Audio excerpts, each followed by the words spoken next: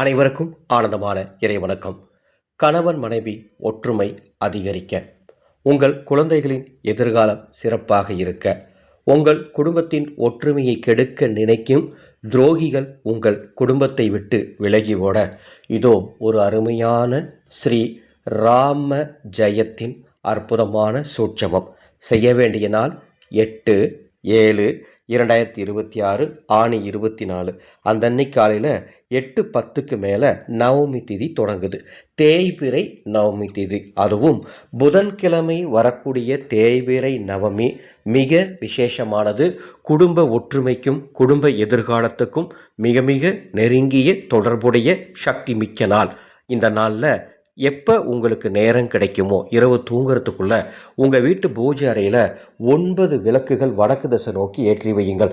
சுவாமி படம், எந்த சுவாமி படம் இருந்தாலும் அதற்கு முன்பாக இந்த தீபம் ஏற்றலாம், அல்லது கலசத்துக்கு முன்பாக தீபம் ஏற்றலாம், அல்லது உங்கள் வீட்டில் பெருமாள் படம், ஸ்ரீராமர் படம் இருந்தால் அதற்கு முன்பாகவும் இந்த தீபம் ஏற்றலாம்.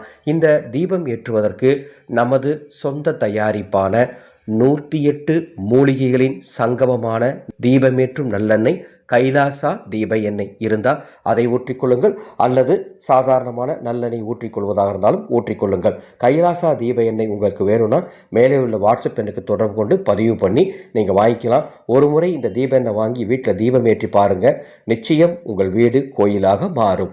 அவ்வாறு 9 தீபங்கள் ஏற்றி உங்களது இரு கரங்களிலும் அரிசி வைத்துக்கொண்டு, அது எந்த அரிசியாக இருந்தாலும் பரவாயில்ல, சமையலுக்கு பயன்படக்கூடிய அரிசியாக இருந்தாலும் சரி, பச்சரிசி இருந்தாலும் சரி, எந்த அரிசி இருந்தாலும் இரு கைகளிலும் அரிசியை வைத்துக்கொண்டு வடக்கு திசை நோக்கி நின்று ஸ்ரீ ராம ஜெயம் என்று 21 முறை சொல்லுங்கள். சொல்லிட்டு அந்த அரிசியை எங்கிருந்து எடுத்தீங்களோ அந்த இடத்துல கொண்டு போய் சேர்த்துருங்க.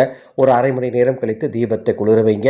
நெய்வேத்தியமாக பால், பழங்கள் அல்லது தண்ணீர் எது வேணால் வைக்கலாம். அரிசியை வைத்துக்கொண்டு தேய்பிறை நவமியில் ஸ்ரீராமஜெயம் சொல்லக்கூடிய அத்துணை பேரின் குடும்பத்திற்கும் ஸ்ரீராமரின் பரிபூர்ணமான அருளால், சீதாதேவியின் பரிபூர்ணமான அருளால் எல்லா நன்மைகளும் எல்லா வளமும் கிடைக்கும். நம்பிக்கையோடு செய்யுங்க. ஆன்மீகம் என்பதே நம்பிக்கை சார்ந்தது தான். இப்படி உங்களுக்காக ஒவ்வொரு தகவலும் தொடர்ந்து வழங்கி கொண்டிருக்கும் ஆனந்த ஒளி டிவி எனும் இந்த புதிய யூடியூப் சேனலை சப்ஸ்கிரைப் பண்ணிக்கோங்க. இந்த சேனலில் மேலும் என்னென்ன பிரச்சனைகளுக்கு எளிய தாந்திரிகங்கள் பதிவு செய்யலாம் அப்படின்னு கமெண்ட் பாக்ஸில் சொல்லுங்கள். நிச்சயம் அதற்காக ஒவ்வொரு நாளும் தாந்திரிகங்கள் பதிவு செய்யப்படும். ஆனந்த மலரட்டும், ஆனந்த ஒளி பரவட்டும்.